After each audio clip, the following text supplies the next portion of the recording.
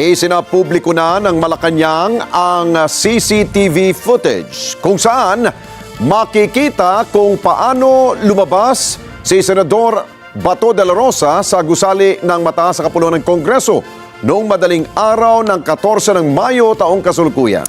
At hindi lamang po si Senador Bato ang nakunan na lumabas ng Senate building dahil lumabas po itong kasama si Senator Robin Padilla at kapwa po sila sumakay sa isang puting SUV.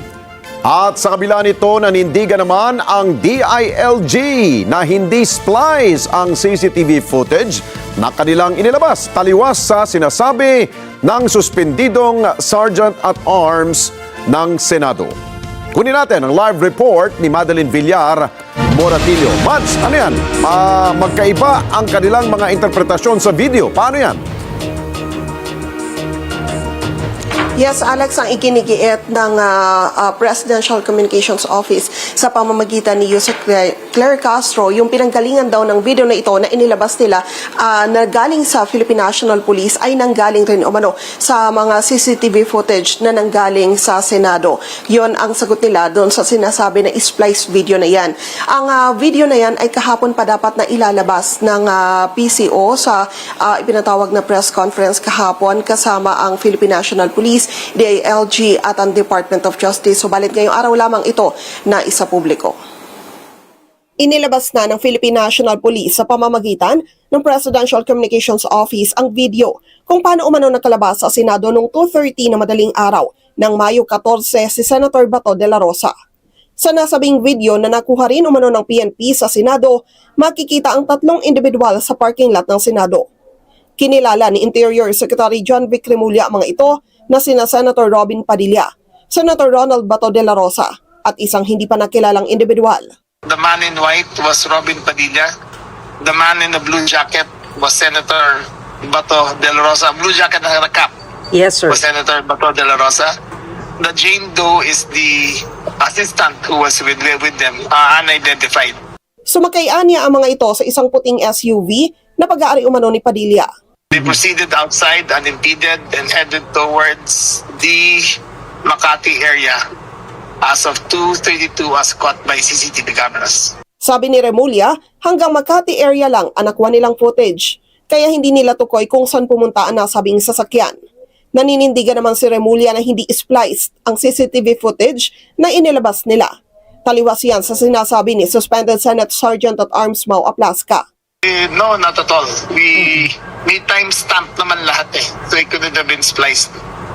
Those were direct from CCTV cameras of the Senate, their servers, and hindi pwedeng splice yun dahil may timestamp lahat.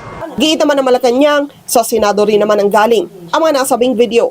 Ang naipresent po sa briefing kahapon, yan po ay galing mismo rin sa Senado. So kung ano pang ebidensya na meron sila, kakailanganin po yan ng DILG, ng DOJ at ng Ombudsman para makita natin ang buong katotohanan.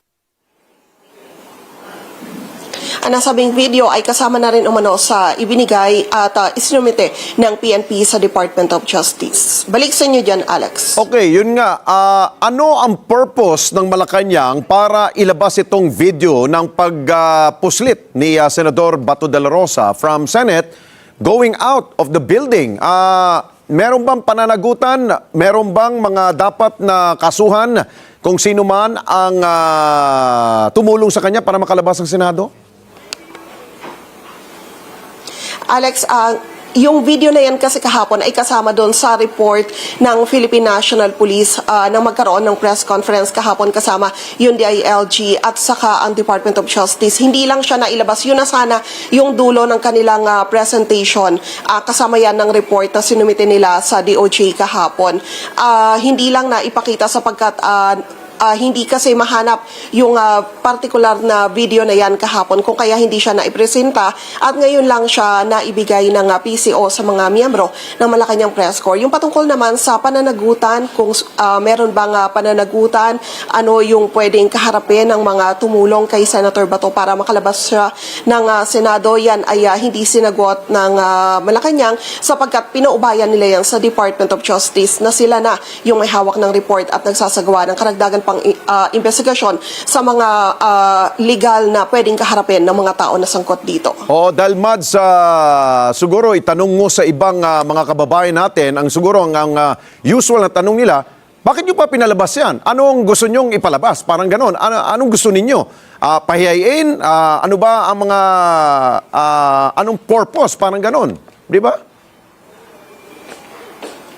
Yes, tama ka dyan, Alex. Ang binabanggit lang nila kahapon ay bahagi raw yan ng ipinapakita nila na chronology ng event na nangyari at bahagi raw ng ginawa nilang investigasyon. Pinakita lang nila yan para maipakita sa publiko kung paanong nakalabas daw ng Senado si Senator Bato. Okay, sige. Maraming salamat sa iyo, Madeline Villar Moratillo. Mata natin dyan po sa Malacanang.